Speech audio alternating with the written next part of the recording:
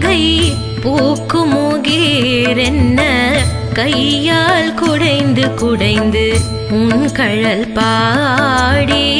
ஐயா வழியடியோம் வாழ்ந்தோம் கண்ணாரடல் போல் செய்யா வெண்ணீராடி செல்வா சிறுமருங்குல் மையார் தடங்கண்